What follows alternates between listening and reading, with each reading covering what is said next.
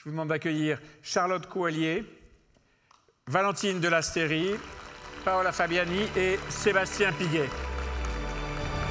Entrez, entrez, prenez place dans ce salon.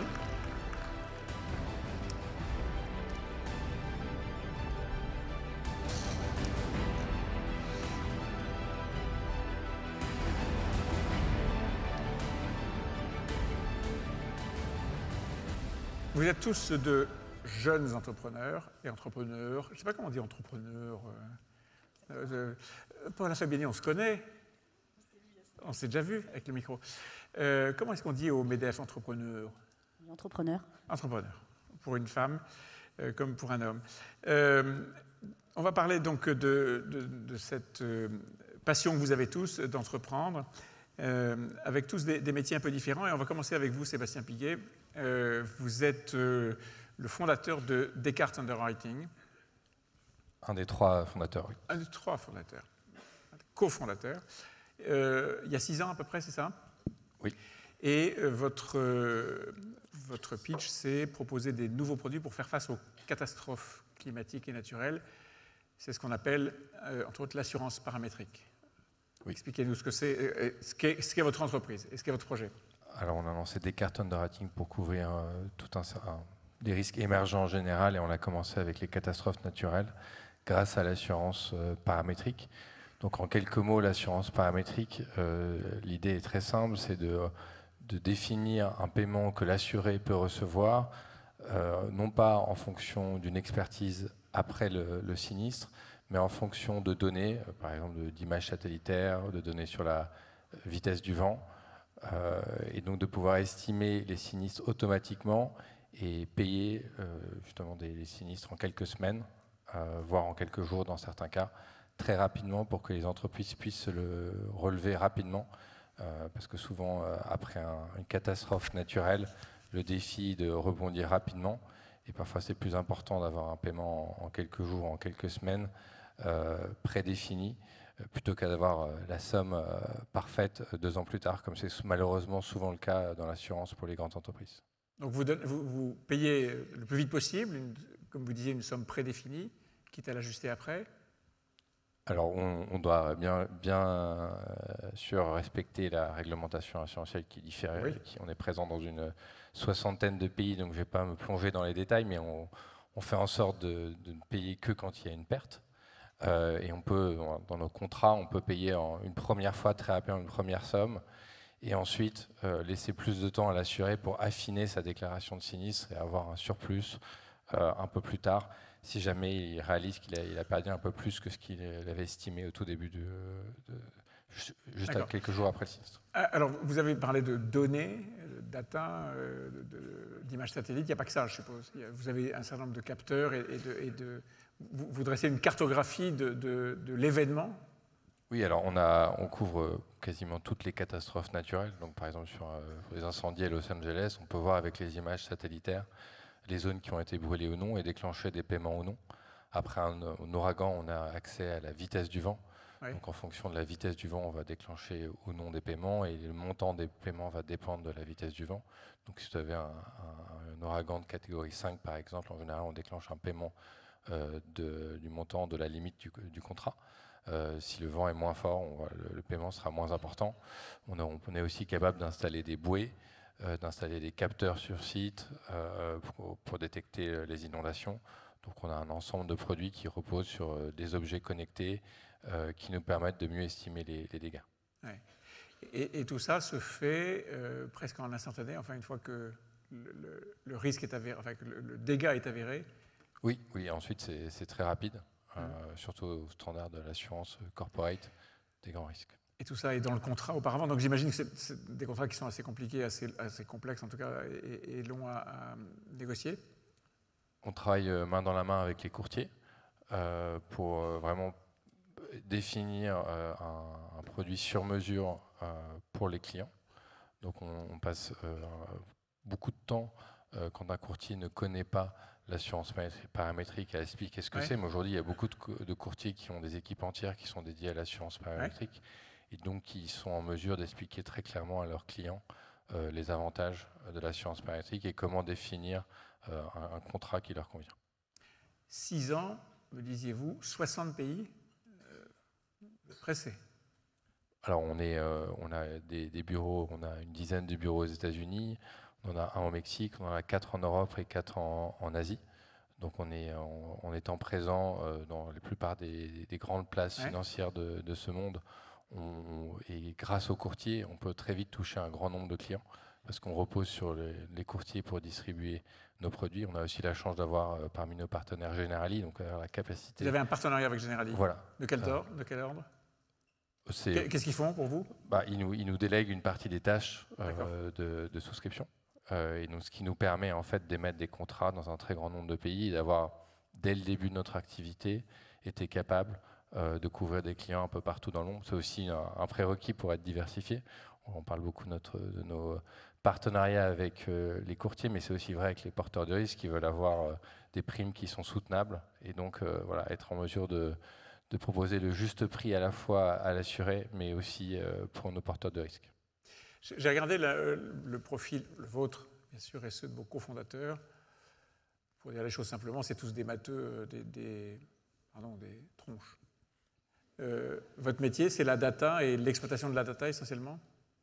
C'est une partie de notre métier, et c'est une des raisons pour lesquelles les courtiers, les porteurs de risques, les assureurs et les rassureurs nous font confiance. C'est-à-dire qu'on va couvrir des risques qui sont souvent mal modélisés par le marché. Donc après un sinistre d'ampleur, en général, beaucoup d'acteurs traditionnels ont tendance à se retirer, alors que nous, on va faire confiance à nos modèles qui prennent en compte l'impact du dérèglement climatique. Donc on va être moins surpris quand il y a une catastrophe qui crée des dégâts, qui cause des dégâts importants. Et donc on va pouvoir avoir des primes qui sont justes et qui ne sont pas un simple reflet du sinistre récent. À l'opposé, quand en général il y a eu très peu de sinistres, on va avoir tendance à proposer des prix qui sont aussi basés sur nos modèles et pas uniquement sur les pertes historiques. Donc on souscrit non pas en fonction des pertes historiques, mais en fonction de notre modèle. Et donc on a une organisation qui est vraiment extrêmement fondée sur l'analyse du risque grâce à nos modèles. Et donc on a besoin d'avoir les meilleurs pour modéliser.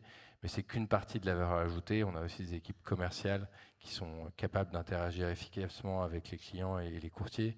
Et on ne peut pas réussir, je pense, dans notre activité en étant seulement des tronches, comme vous dites, qui modélisent bien le risque, parce qu'en général, les clients sont des humains. Oui, bien sûr.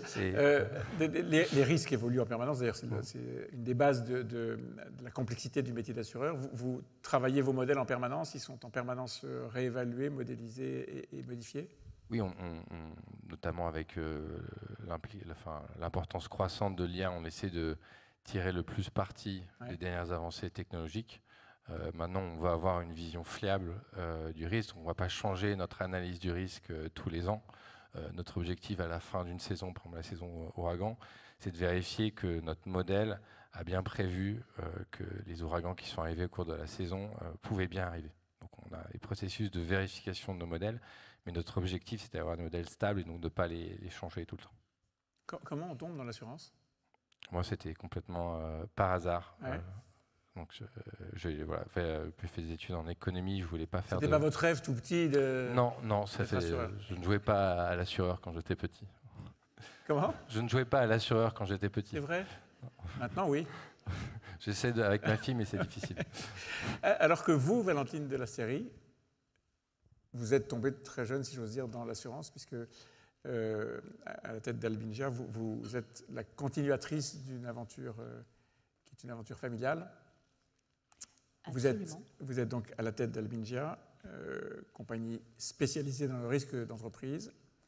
Racontez-nous votre aventure, parce que ce qui se passe en ce moment, ce qui s'est passé récemment est important, puisque vous êtes en train de reprendre le contrôle capitalistique de votre entreprise. Absolument. Je ne rêvais pas plus de faire de l'assurance étant petite. Pourtant, je dois confesser avoir appris à lire dans l'Argus, ce qui est quand même très particulier. Ah oui. Ça peut abîmer quand même. Oui, je suis d'accord avec vous, absolument. Mais vous m'auriez dit il y a 10 ans de cela que je ferais ce métier aujourd'hui, je pense que je ne vous aurais pas cru. Donc c'est un merveilleux accident de l'histoire et j'en suis ravie. Et oui, et donc nous parlons d'entrepreneuriat et quel est le sens de l'entrepreneuriat pour nous, porteurs de risques. Là, on le voit, on a ici des modèles très innovants, Charlotte, Sébastien, qui créent des choses qui n'existent pas, qui proposent des solutions qui n'existent pas. Moi, mon objectif et la raison pour laquelle j'ai souhaité effectivement reprendre le contrôle de la société, c'est pour assurer la pérennité d'un modèle d'accompagnement sur mesure des courtiers qui, au regard de la taille des multinationales du secteur, devient de plus en plus difficile. Et de proposer des circuits de décision très courts, de proposer rapide, réactivité, de proximité, qui, j'en suis convaincue, sont l'essence même de notre métier. C'était indissociable pour moi d'une sécurité sur l'actionnariat qui permette de garantir à tous nos clients ce modèle-là pour longtemps. Donc vous êtes avec des partenaires désormais, donc vous êtes majoritaire avec des partenaires. Absolument. Pour reprendre le contrôle. Absolument. Vous disiez c'est très difficile d'être face à des grands groupes. Qu'est-ce qui est différent chez vous?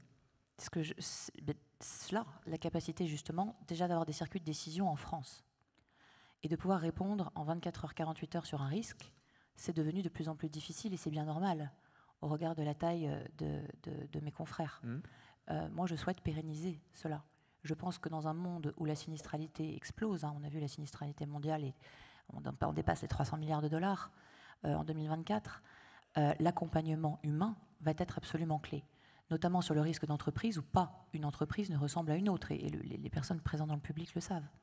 Donc, bien sûr, la machine, l'automatisation peuvent être des outils à la décision, mais de mon point de vue, en tout cas, c'est notre proposition de valeur, en aucun cas ne remplacer l'humain, l'écoute et la connaissance du risque via l'intuitu personae. Donc, pas de paramétrique? Non, à ce stade, non, mais je suis très intéressée de ce que fait Sébastien. Ouais. Accompagnement personnalisé pour tous les contrats, toutes les entreprises. Votre cible, c'est toutes les entreprises, quelle que soit la taille? Absolument. De la plus petite au grand groupe, nous avons dans notre portefeuille des clients de toute taille et des courtiers de toute taille. Et des courtiers de toute taille. Est-ce que vous diriez que c'est une niche? C'est devenu une niche avec le grossissement des grandes compagnies d'assurance et des courtiers mondiaux. Est-ce que c'est devenu une niche? Qu'est-ce qui est une niche? Votre entreprise, votre métier, votre façon de faire le métier? Nos produits ne le sont pas, c'est de la multispécialité que connaissent encore une fois très bien les gens présents ici.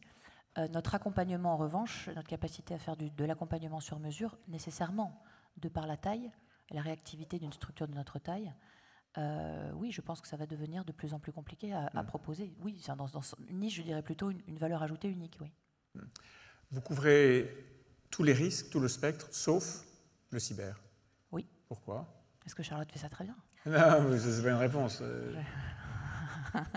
Est-ce que Charlotte fait ça merveilleusement bien? Non, pourquoi? Mais je vous le dis, parce que d'abord, c'est un risque. Nous n'assurons que les risques que nous comprenons parfaitement bien. Risque technique, le bris, le chantier, la construction, le dommage, la RC. Le risque cyber est un risque que je suis attentivement. Ce n'est pas aujourd'hui un risque qu'à ce stade, je souhaite couvrir. Trop volatile, trop compliqué? Pas encore arrivé à maturation, à maturité plus exactement. Donc, en tout cas en ce qui me concerne. Alors Charlotte Corellier, vous faites ça très bien. Vous avez donc créé une entreprise qui s'appelle Datac, qui est spécialisée sur le risque cyber. Vous avez franchi récemment les 10 millions de primes. J'ai vu un communiqué très récent.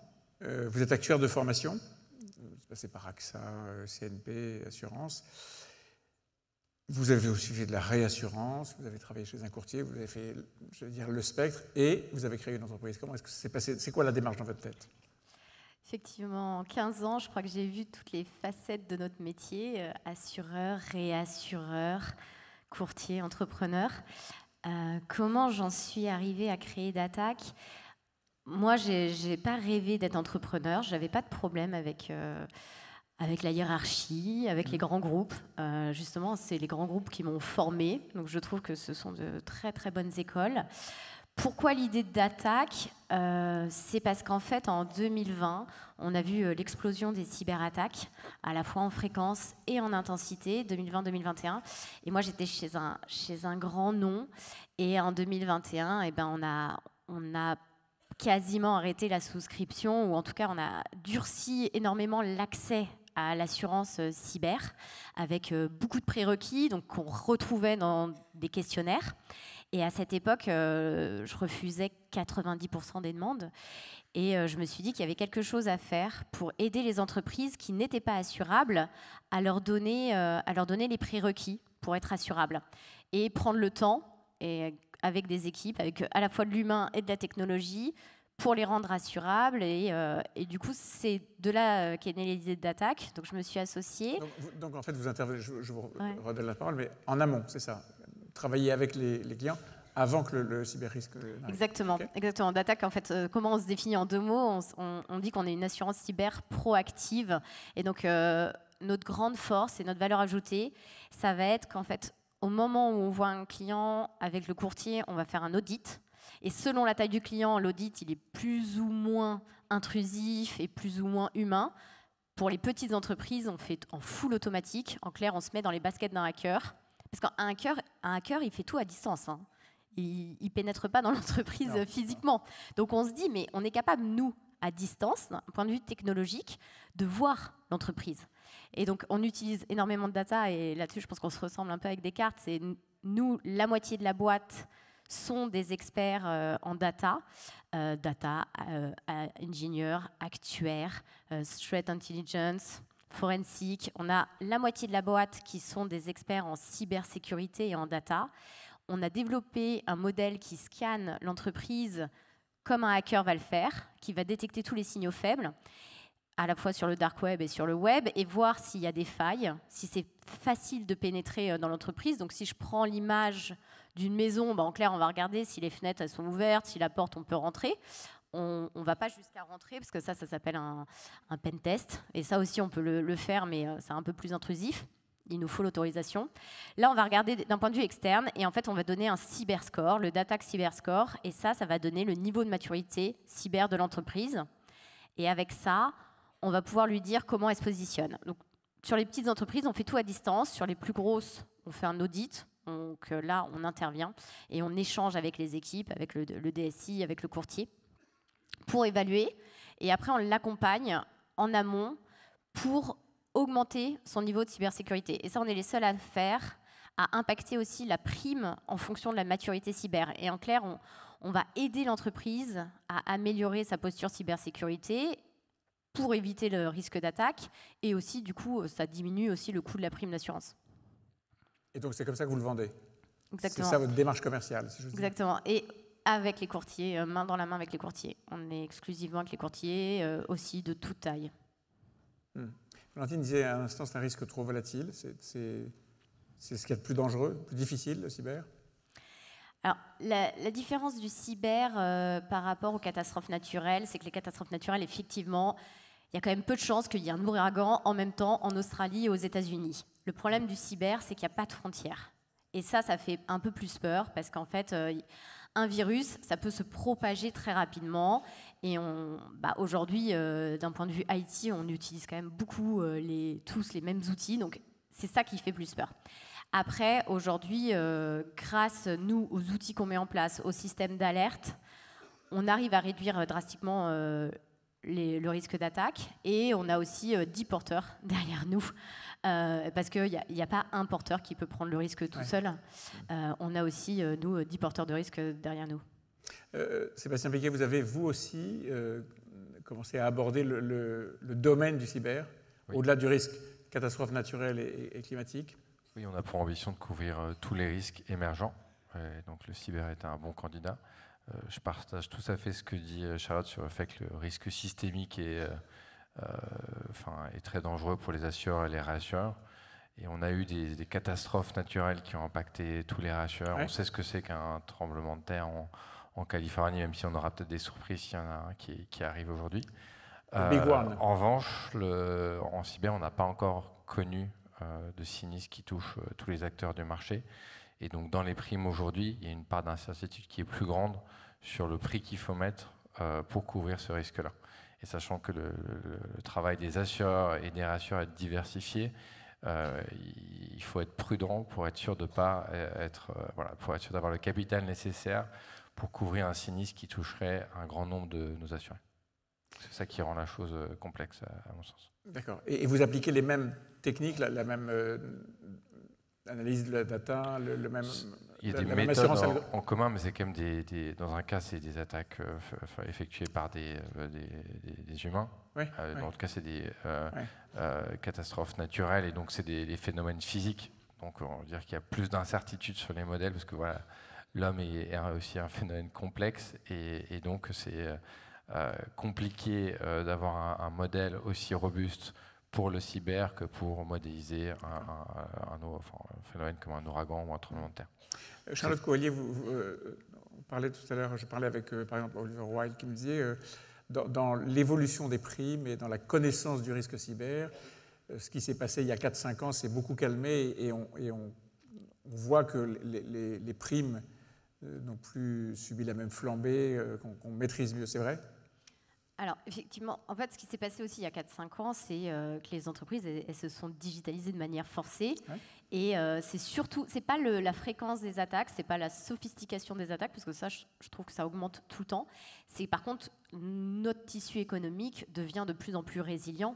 À la fois, les entreprises investissent beaucoup plus en cybersécurité. Donc ça, c'est une bonne nouvelle, parce que de toute façon, l'assureur ne peut pas porter le risque si les entreprises ne mettent pas quand même une porte ou un système d'antivirus pour se protéger. Et grâce à ça, on empêche quand même une grosse partie des attaques. Et c'est juste le risque résiduel qui doit être porté par les assureurs et réassureurs. Vous avez une collaboration avec la DGA, Direction Générale de l'Armement. C'est un tampon de crédibilité formidable pour vous, j'imagine. Ouais, c'est grâce à un de nos porteurs qui s'appelle SCORE, avec qui on a travaillé avec la DGA pour, en fait, ce qui se passe avec la DGA, c'est qu'en fait, on s'est calé ensemble sur leur référentiel et le nôtre. Donc, en clair, pour être un sous-traitant BITD ou un sous-traitant de l'aéronautique ou du ministère des Armées, il faut un certain référentiel. Et en fait, si vous passez les prérequis d'attaque, vous pouvez être éligible, et vice-versa. Donc, si vous êtes un sous-traitant qui a un niveau de maturité et le bon niveau de référentiel, vous êtes assurable sans aucun questionnaire. Donc ça aussi, ça aide à l'assurabilité des entreprises, parce qu'aujourd'hui, il y a pas mal d'entreprises aussi qui ne s'assurent pas à cause de l'audit ou du questionnaire qui peut être un peu lourd. Et grâce à ça, nous, on a des facilités pour éviter les questionnaires, donc par exemple avec les sous-traitants du ministère des Armées. Aussi bien Sébastien Piguet et Descartes Underwriting étend son champ d'activité de la catastrophe naturelle et climatique vers le cyber. Vous restez sur le cyber ? Pour l'instant. Pour l'instant. Ouais. Je n'ai pas d'annonce à faire là. Mais quand on dit pour l'instant, ça veut dire oui, mais peut-être qu'un jour ce sera différent. Des projets, mais pas d'annonce aujourd'hui. C'est qui vos principaux concurrents ? Le principal concurrent, c'est en fait la non-assurance. C'est encore nous. Aujourd'hui, c'est l'entreprise qui a compris quand même ce que c'était une cyberattaque, qui a compris que ça pouvait mettre en faillite sa boîte, mais qui n'a pas encore compris la cyberassurance que c'est. Et ça, c'est difficile parce que... Alors, on a des témoignages. Là, on a réussi... nous, on a traité à peu près 150 incidents depuis le début de l'attaque. Sur les 150, on a réussi à avoir 2 témoignages de boîtes. Donc, il y a Complévie, qui est une mutuelle, qui a accepté d'expliquer comment on les a accompagnés quand ils ont... Ouais. Alors, c'est pas Complévie qui a subi une cyberattaque, c'est Viamedis, le logiciel de tiers payant qui a subi une cyberattaque. Et en fait, Complévie utilisait Viamedis. Et on les a accompagnés. On a aussi Green Drive qui a accepté de témoigner. Mais ça, il y en a trop peu. Pourquoi il y en a 148 qui n'ont pas voulu témoigner ? Parce qu'ils ont honte, je pense. C'est un risque d'image pour eux d'expliquer qu'ils ont subi une cyberattaque. Ça peut nuire à leur image. Enfin, c'est comme ça qu'ils le perçoivent. Ou alors, ils ont peur d'attirer les hackers sur eux. Et donc, je pense que c'est... Pour vivre heureux. Pardon ? Pour vivre heureux. Vivons cachés, ouais. C'est ça. Ouais. Valentine de la Série, vos grands concurrents, c'est les grandes compagnies ? Simplement. Oui, mais il y a quelque chose de merveilleux dans l'assurance que vous retrouvez moins dans le courtage, qui est que nous sommes concurrents, bien sûr, mais nous sommes aussi confrères, puisque l'époque est au partage du risque. Et donc, nous sommes aussi tous en coassurance. Ce qui fait que concurrents, oui, mais aussi partenaires. Partenaires. Donc, c'est un mode de travail différent. Tout à fait. Ouais. Et un relationnel... Plus collaboratif un relationnel plus collaboratif, je pense, oui. D'accord. Paola Fabiani, Alors vous avez créé une entreprise qui est une entreprise assez exceptionnelle, je le dis, parce que fondée sur des prérequis qui sont presque à l'inverse, orthogonaux, comme on dit, de ce qu'est la pente la plus facile et le lieu commun, c'est Wisecom. Racontez-nous, qu'est-ce que c'est Wisecom et quel est le pari de la création? Alors, effectivement, nous, on n'est pas vraiment dans l'assurance, même si on travaille beaucoup avec l'assurance. Donc, en fait, nous, on a créé maintenant, il y a 15 ans, un centre d'appel. Alors, je pense que tout le monde connaît les call centers. Tous les assurés, franchement, connaissent les centres d'appel. Tous les assurés connaissent les centres d'appel. Et la France est leader mondial des centres d'appel, j'aime bien le dire. Et nous, on s'est créé, on a pris le contre-pied du marché de la délocalisation en Afrique du Nord, Madagascar, et on s'est créé en France, à Paris, avec l'idée de prouver qu'on pouvait être compétitif en étant en France, à Paris, et en repensant un peu le métier du centre d'appel. 2 leviers. Le premier, c'est attractivité des talents et fidélisation. Et je rebondirai sur ce qu'a dit Valentine, l'humain au cœur du modèle. Ouais. Et le deuxième, automatisation avec l'IA des tâches à faible valeur ajoutée. On a été très précurseurs, alors que le marché aujourd'hui en a peur. Nous, on a été très en avance dedans avec l'idée de se dire on réduit les volumes d'interaction. Donc moins de mails, moins d'appels. Oui, concrètement, j'allais vous demander, c'est quoi les interactions? Oui. Concrètement, un service client, il y a 30, 40, parfois 50% des appels, des mails, des chats maintenant ou autres qui ne nécessitent pas une intervention humaine. D'accord. Et donc là, on va mettre de l'IA qualitative. Et par contre, alors on va parler d'un exemple typiquement d'assurance, vous avez un dégât des eaux chez vous, quelle que soit la réponse, vous voulez avoir un humain à toute heure du jour et de la nuit. Parce qu'il y a un relationnel, parce qu'il y a une capacité à prendre en charge. Vous êtes une entreprise, vous avez un dégât majeur, vous voulez avoir quelqu'un qui est capable de monter votre dossier, de vous répondre, d'être hyper réactif. Nous, c'est ça. Le modèle, c'est basé sur ces 2 piliers-là. Et comment ça tient? 2 piliers comme ça, 2 piliers qui, encore une fois, alors on voit très bien l'IA, l'humain, mais encore une fois, sûrement en tout cas l'humain, dans cet univers des centres d'appel délocalisés à très bas coût et bon, pas forcément d'ailleurs... pas forcément très pérenne, parce que tous ces centres sont très secoués. On le voit très bien. Par exemple, les cotations en bourse sont très, très dures pour ces centres. Alors, comment ça tient? Alors, déjà, pour la petite histoire, parce que c'est toujours, l'entrepreneuriat, c'est le risque, le sujet. Donc, pour la petite histoire, il y a 15 ans, on n'a pas levé de fonds, parce qu'il n'y a aucun fonds d'investissement qui a cru en nous. En se disant, ils sont fous. Ils nous disaient, alors on était relativement jeunes, avec mes associés, ils nous disaient, mais pourquoi vous n'allez pas, je ne sais pas, en Roumanie, à l'île Maurice, c'était très... Voilà. Et donc voilà, donc on s'est monté sur nos fonds propres. Moi, j'appelle ça un bon père de famille, puisque c'est le modèle traditionnel. Effectivement, peut-être que ça nous a peut-être aussi réussi. Ça a été peut-être plus difficile, ça a demandé sacrifice. Moi, je venais d'un grand groupe, notamment mes associés aussi. Mais ça nous a permis aussi d'installer, de travailler notre modèle. Et après, mathématiquement, comment ça fonctionne?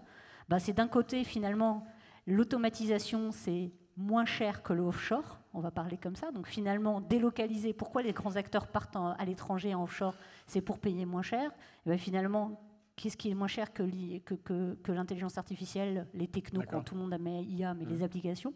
Et de l'autre côté, avec l'importance, que ce soit en B2B, parce qu'on travaille aussi entreprise vers entreprise et on travaille aussi auprès de particuliers, que ce soit en B2B ou B2C, l'importance d'un client ou l'importance de gagner un client est majeure. Donc si on met un humain qualitatif qui reste, qui monte en puissance, qui est capable d'avoir un discours avec une réelle argumentation et devenir, alors moi j'appelle jamais ça un expert, mais en tout cas qu'il a un vernis suffisant pour vraiment gérer un entretien par exemple, là derrière les résultats commerciaux se ressentent et la fidélisation aussi. Et ces 2 leviers font qu'on est compétitif. On ne prend pas tout bien sûr, par exemple on ne fait pas de la sollicitation des personnes le soir chez eux sur l'annuaire. Ça, on l'a jamais fait. Non, je peux ne pas vous détester.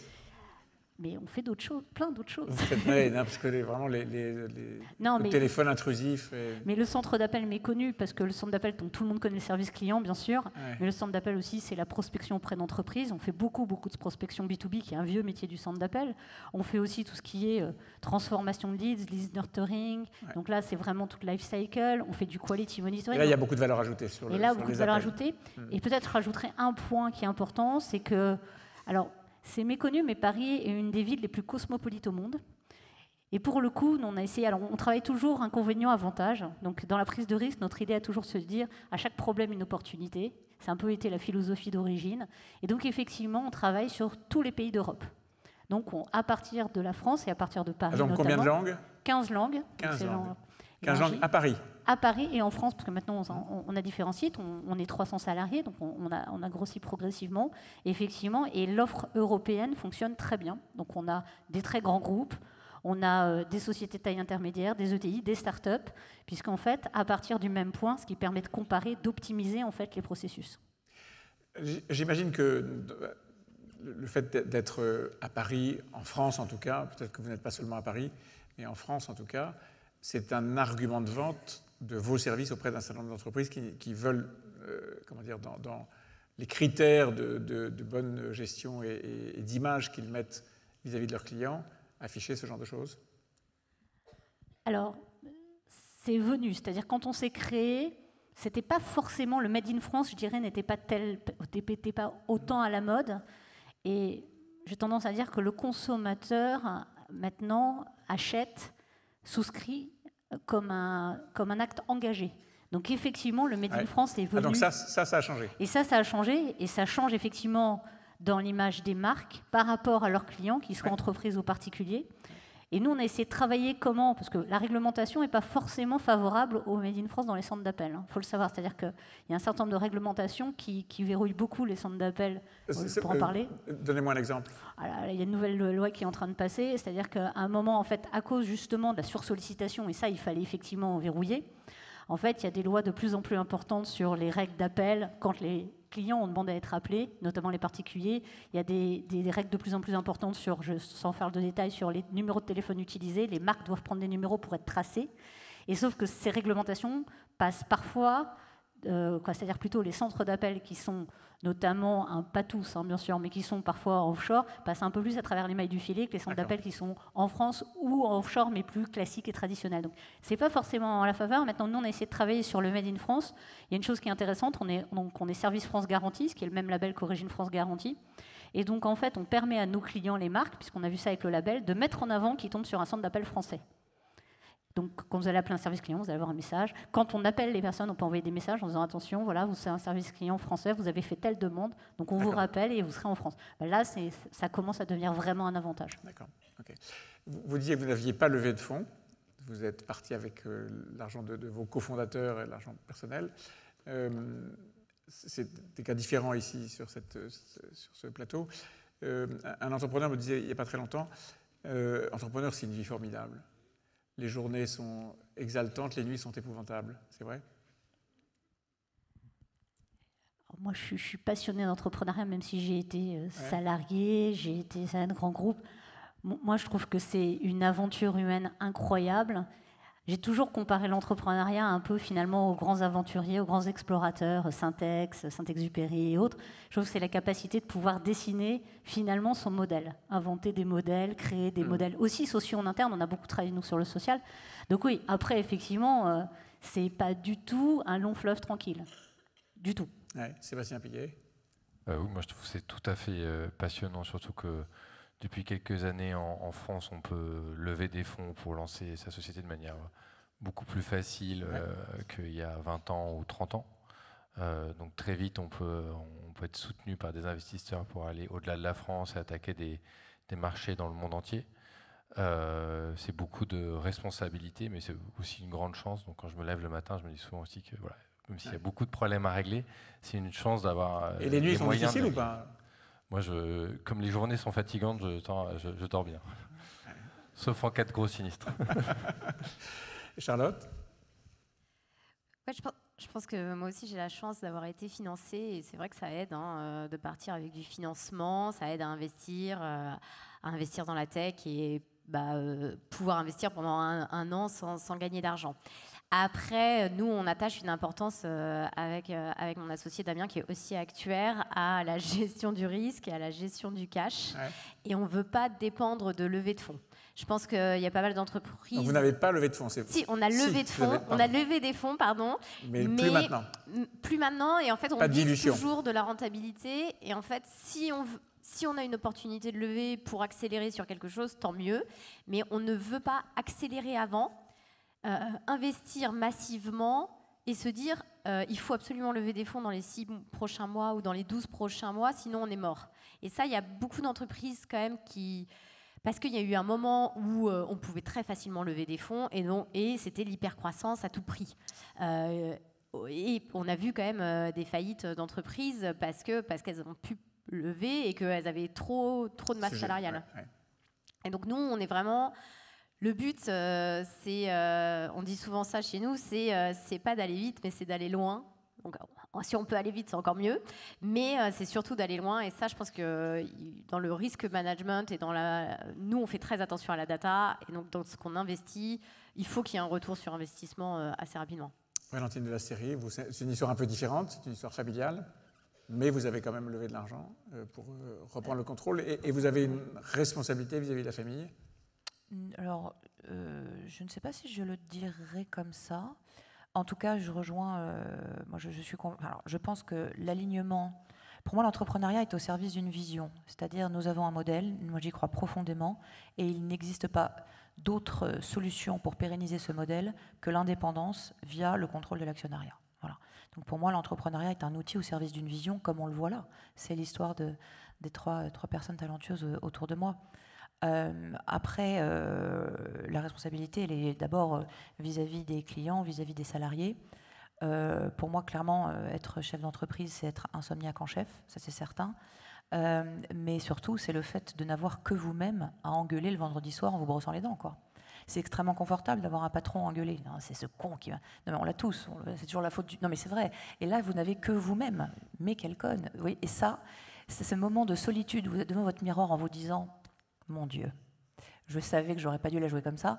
C'est à la fois ce qui rend le métier absolument passionnant, excitant, et une responsabilité au quotidien vis-à-vis de tous ceux qui vous entourent. Je ne sais pas ce qu'en pensent ceux qui ont des cofondateurs, mais le vendredi soir, je ne sais pas si vous engueulez vos cofondateurs. En tout cas, c'est des aventures assez formidables. Paola Fabiani, ces histoires-là irriguent ce que vous faites au MEDEF?